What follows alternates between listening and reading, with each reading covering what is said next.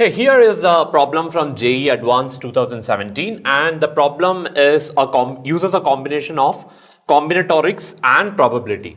The problem goes as follows: three randomly chosen non-negative integers x, y, and z are found to satisfy the equation x plus y plus z equals 10. We need to find the probability that z is even. Okay, so here it's actually.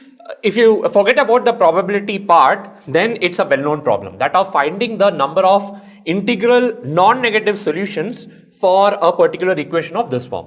Okay, so and all that we need to do is, in some sense, use that fact which we know already and use it in the probability context. Okay, so look at this expression z, and we can very well write x plus y to be equal to 10 minus z, right? Because as the thing which is being imposed is that z should be even.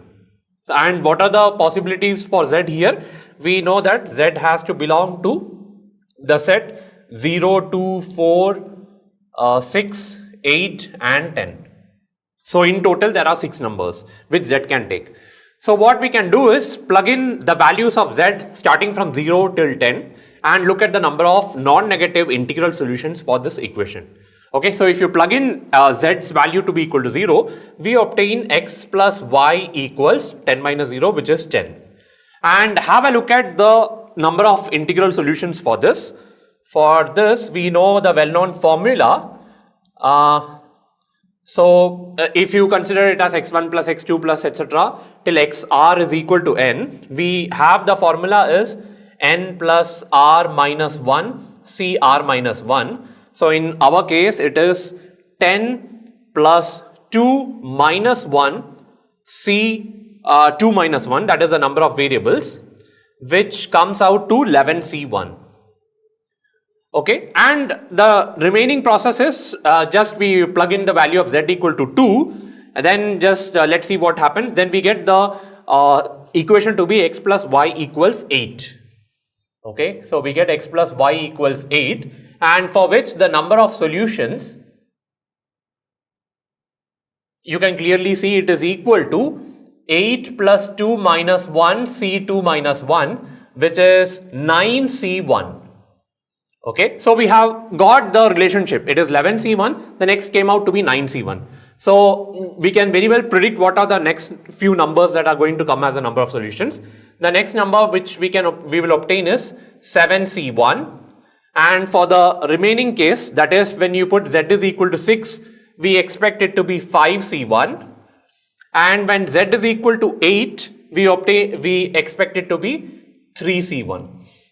Okay, and finally when z is equal to 10, then it's very much clear what is the thing. The only possibility is x and y both to be equal to 0, in which case it would be 1c1. Okay, so these are the favorable outcomes for us. That is, when z takes only even numbers as the solution, then we have so the probability that z is even, in that we have got the numerator. Okay, we have obtained the numerator as 11c1 plus all these numbers, 9c1 plus 7c1 plus so we have 5c1 plus 3c1 plus 1c1. Okay, and now the task is to find out the denominator, which is the total number of outcomes, and that is again a simple straightforward thing, just that we have to now take 3 variables.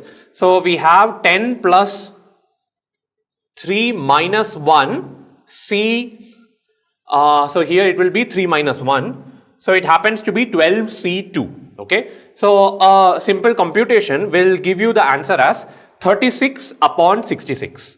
Okay, so 36 upon 66, which turns out to be 6 upon 11.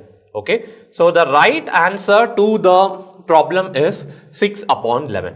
Now in such kind of a problems, you may just by looking at the problem, you may have got the feeling that since even and odd numbers are equal in number, therefore the probability that z is even has to be 1 upon 2. So there you need to be careful. If you had just listed out the numbers which z can take So here you can very well see that the even values for Z are actually 6 in number. And if you have a look at the odd values which Z can take, they are 1, 3, 5, 7 and 9, which are only 5 in number. Okay, so from here itself, actually you could have concluded that the favorable outcomes is 6 upon the total number of outcomes, which is 11, and therefore the answer is 6 upon 11, which we have actually verified it in a very explicit way.